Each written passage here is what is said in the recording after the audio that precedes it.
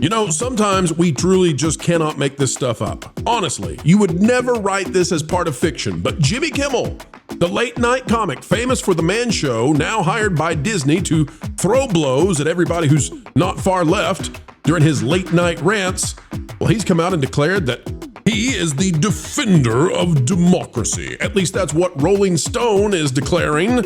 In a new interview with the late night comic whose audience is vanishing rapidly, we'll tell you why they sit on a throne of lies right now.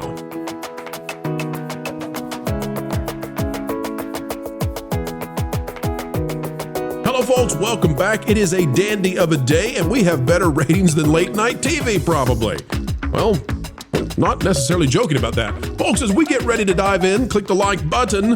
And by the way, one reason that we believe that people have elected to choose this channel as a place for their news is because we aim for the sensible center, the mainstream middle. We try to bring you the accurate truth with a capital T. Jimmy Kimmel? Not so. Let's dive in now to what Rolling Stone is saying and what he is answering when it comes to his motivations for why he destroyed his late night show. Folks, take a look at this. Jimmy Kimmel is, he's given an interview to Rolling Stone, and he has declared his motivation for why he has destroyed his show. Now, we covered recently that Jimmy Kimmel and Stephen Colbert, that their audience has absolutely fallen off a cliff since January. The opposite is true, by the way, of Jimmy Fallon, surprisingly. His audience, which is low, did not fall precipitously, and Gutfeld has actually increased. We also think that maybe Bill Maher is making the shift to being more sensible center, mainstream middle, because he sees the writing on the wall. Late night is going away. But Jimmy Kimmel now with this Rolling Stone interview has said why. Why exactly he decided to go hyper-partisan. The article by Stephen Roderick says, Jimmy Kimmel, now I see myself more as a place to scream. The late night stalwart talks about taking on Trump, growing up in Vegas, and his path from host of The Man Show to defender of democracy. Sure he is. Sure he is. I forgot that he was on The Man Show because he acts like such a girl now. Yeah, I totally forgot, though. I really did. I'm not even kidding. Before we even read the article, Amanda, do you wake up in the morning and say, I want to thank God. I want to thank God for Jimmy Kimmel, our defender of democracy, for he is standing between us and the dystopian future that could be. Jimmy Kimmel. No, I don't think of Jimmy Kimmel when I wake up in the morning. Apparently, probably a safe. Shocking, I know. Life decision. I think Wicked wakes up every single morning and chooses violence because, man, just took down Jimmy Kimmel in just one fell swoop. It was amazing. I had my coffee this morning, so I'm ready. Good stuff. Well, I'll tell you this, Jimmy Kimmel, let me switch pages just a wee bit. I'm going to go to Hollywood and Toto, Christian Toto, the author here, because he's having a fun time ripping into this Rolling Stone article. And I think it's apropos. Jimmy Kimmel knows, according to the interview, and this is what Christian Toto's mocking him for now. Jimmy Kimmel knows Trump supporters call him a hypocrite for the things he did on The Man Show. And he says that's fair game. Because Jimmy Kimmel, this absolute signal of virtue. I mean, he is the signal of virtue. In fact, they probably have a Jimmy Kimmel spotlight now on top of the Bob Iger building called the Bob. It says, Christian Toto says it always ended, that this being The Man Show, with women in skimpy clothes, which I think is an overstatement of what clothes typically are, jumping on a trampoline. It showcased this thing men like, and at the same time, how juvenile men are for liking it. And folks, if you're not checking out Hollywood and Toto every day, well, you should be. Christian Toto says, now, as a much more famous and richer late night host, Kimmel ceases to be funny at all. He seems to exist primarily as a mouthpiece for the Democratic Party. Talks about how he handled the pandemic. Talks about how he handled Fauci. And so he says, here's something Kimmel said. That choice doesn't seem so tough to me. A person who's been jabby-jabbed, having a cardiac arrest moment? Yes, come right in. We'll take care of you. Unjabby-jabbed? Who gobbled horse goo? Rest in peace, Wheezy. This is what Kimmel was spouting. This is the vitriol the man calls a joke, is to say, if you make the decisions I like, we'll save your life. If you don't, get out there in the ditch somewhere and, well, make to composting. Folks, are you enjoying how I'm dancing around the rules of YouTube? I'm enjoying it. So there you go, folks. This is what Christian Toto thinks about the Jimmy Kimmel interview that he's given to Rolling Stone, excuse me. Tabitha, your thoughts on Jimmy Kimmel and now that, he says now, according to Rolling Stone, he's not a late night comedian. He's a place to scream. And I agree with that. He's not a comedian. I totally agree with that. That was my comment. I agree. He's not a comedian. But the ratings have absolutely collapsed. We'll try to get that up in just a minute. I'll have to pull that article up in just a second. But the ratings have collapsed. Like, this is not financially viable for him to do this. Why is Disney platforming this kind of person? And I could say the same thing about CBS with Stephen Colbert, but both of them have collapsed. They're not iconic. They're not culturally important. Nobody's watching them. Nobody's listening to them. Nobody wants to listen to somebody who is, quote unquote, a place to scream.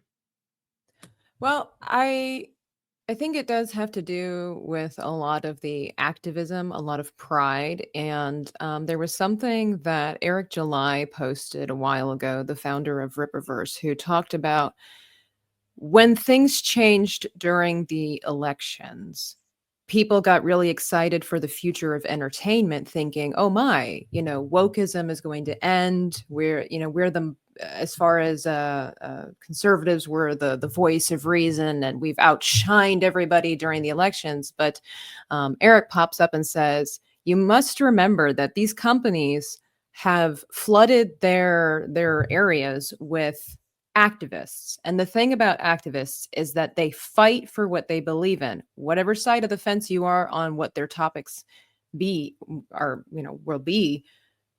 At the end of the day, an activist will do the dumbest stuff and fight the hardest. They don't care about the finances. They don't care about the moral stance necessarily. If you truly believe in what you're fighting for, then you will die. Like they say, you will die on this hill. And then that was something that now I'm seeing it, in a different view when it comes to the fact that we are all perplexed by places like Disney and other forms of entertainment on how they are making money, because they clearly are not. And so it makes more sense now to me when you have people like Jimmy Kimmel up there who's like, I'm not this, I'm not that, but he's pushing out these things and they're still giving him a platform. It's because of pride. I do believe that's a huge part of it, but it's also because of activism. It's like, we believe in what we're fighting for. They have so convinced themselves that he's funny or that he is well educated. They believe that he is sincere. We all can see through all this nonsense because it's clearly unfriendly, it's clearly unkind, it's clearly discriminatory, but those lines have been blurred now by social media and entertainment. And so you are flooded with these activists that will die on that hill, and they will not stop until we don't really know what the stopping point is for people like this, because you would think as a business, this primary thing is make money. Make TV and shows that people are willing to just throw money at. But instead, it's the complete opposite. And we cannot really, to this day, figure out how these companies are still floating by. Oh, that is extremely well said. And I want to point to just how much they're willing to lose for this activism, right? A place to scream rather than to laugh. Amanda, if we look at this out of latenighter.com, which covers the late night TV collapse, they're reporting that Greg Gutfeld's Fox News program has the highest ratings ever, growing its nightly average by 14% and up 9% in the demo. And remember that the demo is what matters, because the demo is, well, that's the people who will buy things on the commercials. However, the opposite is true for Colbert and for Kimmel. At 11:35 p.m., it says, The Late Show with Stephen Colbert once again took the top spot. That's not very good, though, because Gutfeld beats it, with Jimmy Kimmel Live coming in second. But compared to Q4, from 1 quarter, just from 3 months ago, guess what the slide was? Fallon is down 14% in the demo. Remember, that's the thing that matters. Colbert is down 17%, and Jimmy Kimmel is down 24%. Jimmy Kimmel is down 24% while he goes on Rolling Stone and declares, I'm a place to scream. Well, nobody is screaming with you, Jimmy. They're gone. They've left. Amanda, this is, it's bizarre to me that they're bragging as they go down with the ship. What say you about all this?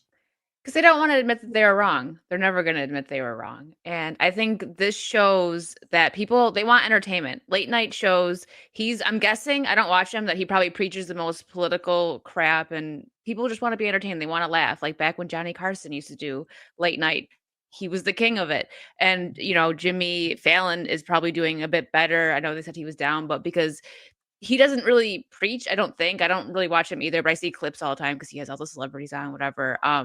That he leans more towards entertainment and keeps politics and social stuff out of it. And that's what people want. So, but yeah, they'll never admit they were wrong. That's just where it is. They'll like Tabitha said, they'll die on the hill. Like that's just what's going to happen. They pretend to be amazing as they strike out. I mean, they literally walk across first, second, third, and come down to home plate after taking 3 swings and whiffing on all 3. Vash, your thoughts on Jimmy Kimmel, please, sir.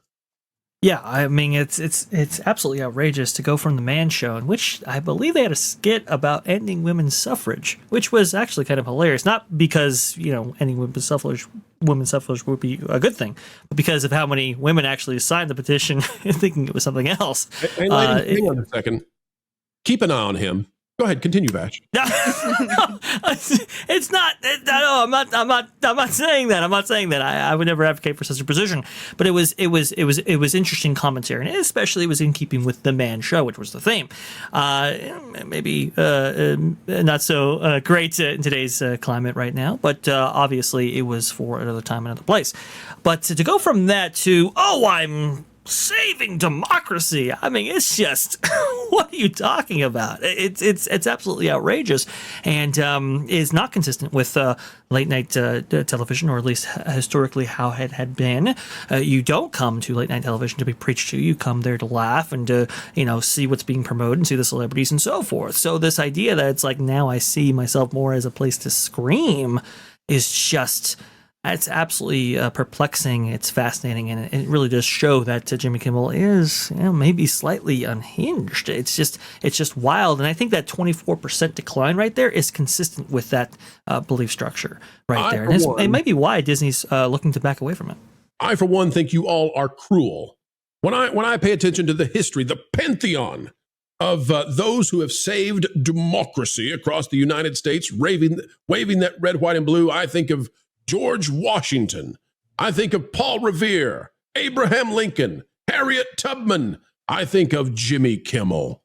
That's my Mount Rushmore, the defenders of democracy. So scream some more, Jimmy. You're doing swell.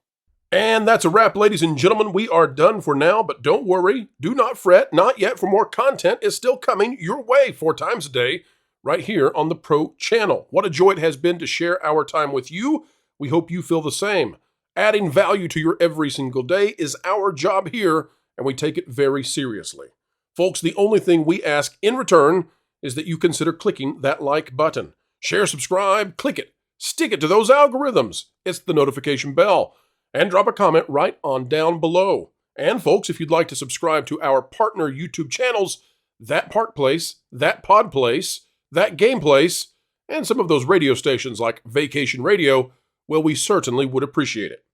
Until the next time we have the honor of spending time and being invited into your day, folks, we go on our way saying this: keep learning, keep growing, and as always, keep having fun. Just found out to get WDW Pro's information, where he gets his sources. I can't believe he uses Wilton! What's We got a job to do. It's easy to hack into WDW Pro's computer. You're kidding me. That's awesome. You know any other stuff? Yeah, just Jonas Campbell told me. Sweet. Said Pro underpaid him or something. A few minutes later.